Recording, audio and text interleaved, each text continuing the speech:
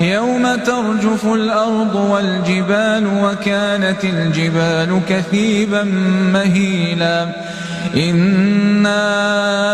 أرسلنا إليكم رسولا شاهدا عليكم كما أرسلنا إلى فرعون رسولا فعصى فرعون الرسول فأخذناه أخذا وبيلا